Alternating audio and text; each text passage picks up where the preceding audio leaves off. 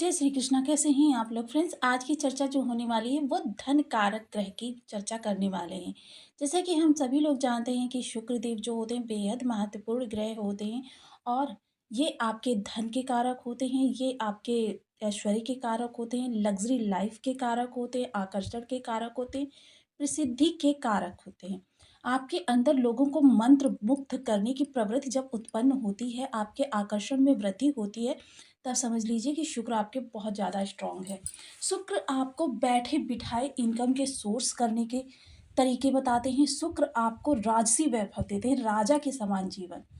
तो ये शुक्र क्या है, काफ़ी लंबे समय से आपके तृतीय भाव में वक्री हो रहे थे। तृतीय भाव में शुक्र ना तो कारक होते हैं, ना दिग्बली होते हैं, किंतु आपके तृतीय भाव में शुक्र जो होते हैं उच्च के होते हैं और इनका प्रभाव इस समय बहुत सारे भावों से देखा जा रहा था। शनि के माध्यम से आपके पंचम भाव पर, राहु के माध्यम से आपके सप्तम भाव पर और इनकी स्वयं की दृष्टि भी सप्तम है तो भाग्य भाव पर, नवम दृष्टि के माध्यम से आपके लाभ पर और शनि की दशम के माध्यम से आपके द्वादश पर। तो ये प्रभाव शुक्र के आपको जब प्राप्त हो रहे थे, उस समय क्या था कि शुक्र वक्री अवस्था में थे। वक्री ग्रह, वक्री ग्रह क्या होता है, उसके विशेष प्रभावों में वृद्धि हो जाती है। यानी वो एक साथ 3-3 भावों से अपने प्रभाव देने लगता है। किंतु जिस स्थान पर बैठा है, वहाँ पर उसके प्रभाव जो होते हैं कम हो जाते हैं।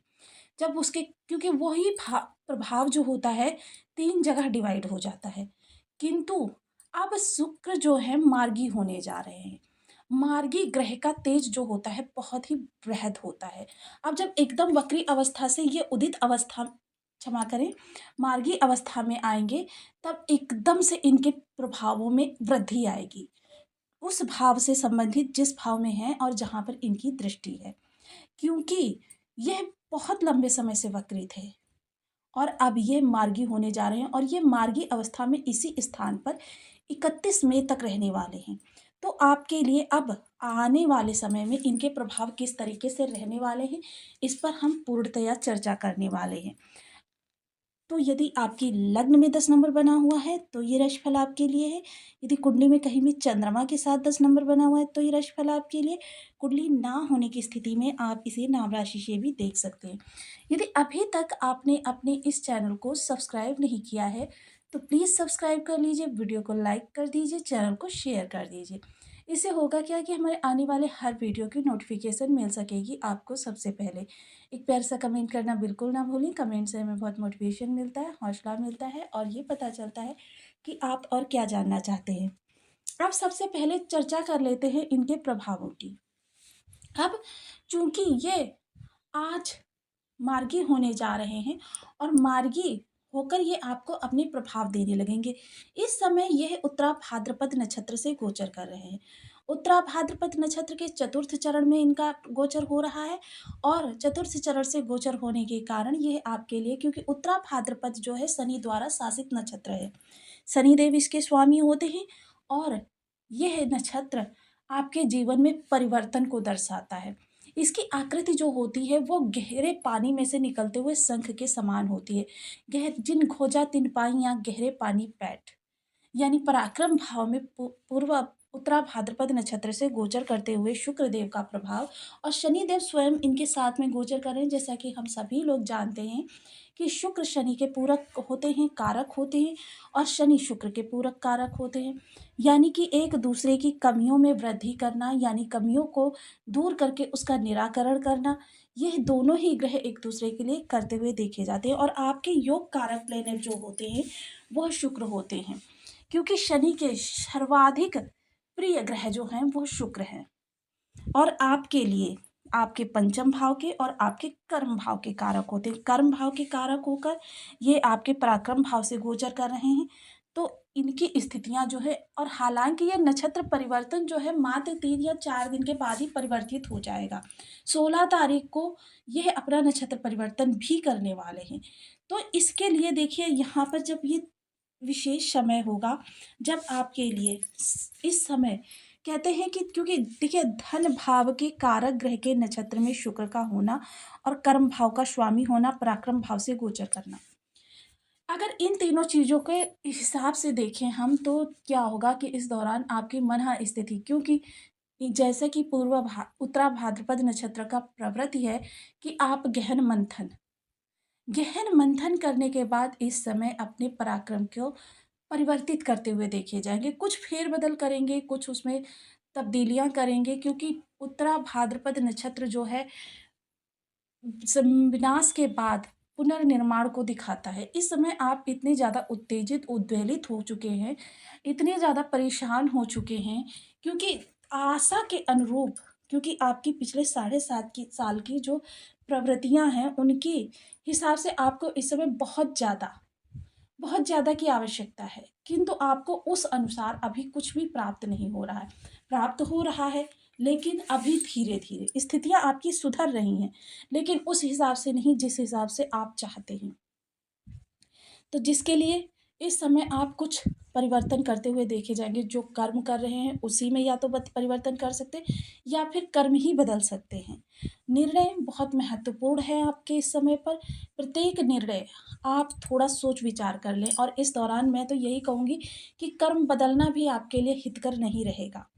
क्योंकि नए कार्य को स्टेबल करने में और उस नए कार्य को सुचारू चलाने में आप लोगों की काफ़ी ज़्यादा एनर्जी वेस्ट होने वाली है। किंतु जो चल रहा है, उसी को अगर हम नए हिसाब से सोचकर, उसमें नयापन लाकर कुछ अच्छा करने की प्रयास करें, तो इस समय आपको सफलता प्राप्त हो जाएगी। क्योंकि शुक्र मार्गी हो चुके हैं, कर्म के कारक ग्रह हैं आपके, तो आपके लिए इसके प्रभाव जो हैं काफ़ी सकारात्मकता से प्राप्त होते हुए देखे जाएँगे।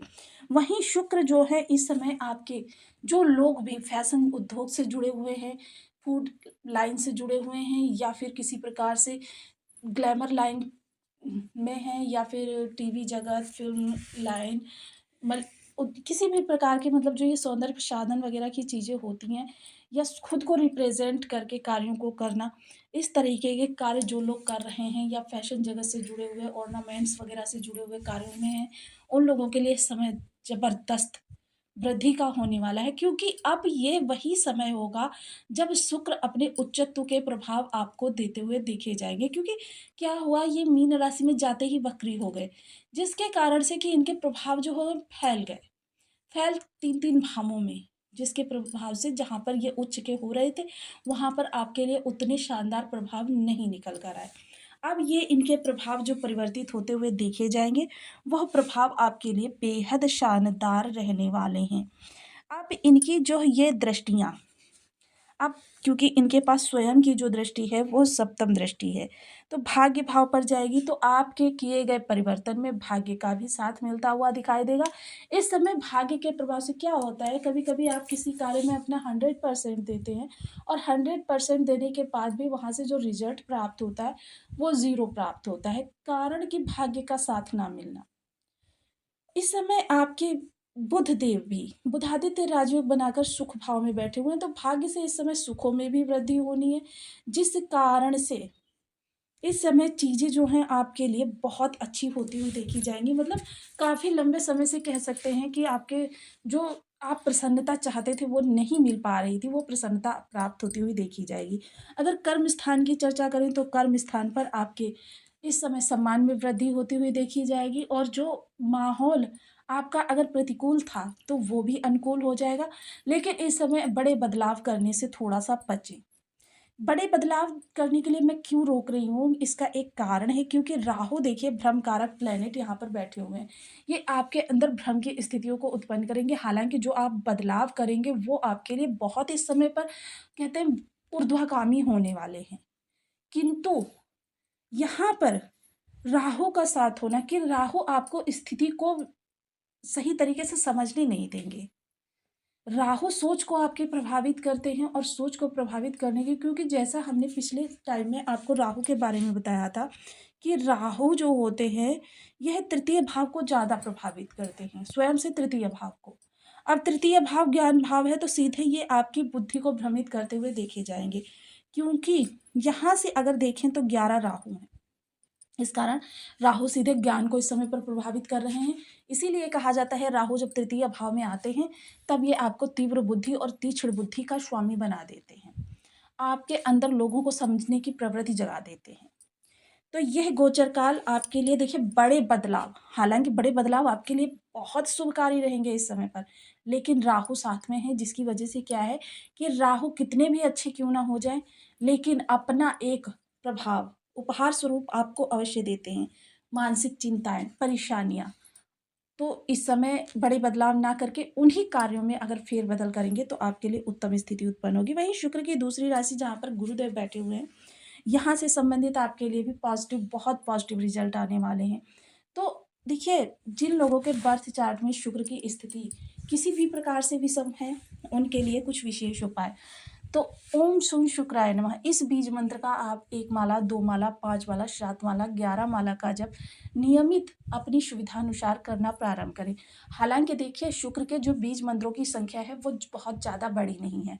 इनकी जो संख्या है वो मात्र 7000 है और कलयुग में क्योंकि 4 गुना किसी मंत्र का 4 गुना जपना पड़ता है, तो आप अगर 28,000 जप देंगे तो यह मंत्र संख्या आपकी सिद्ध हो जाएगी, मंत्र सिद्ध हो जाएगा।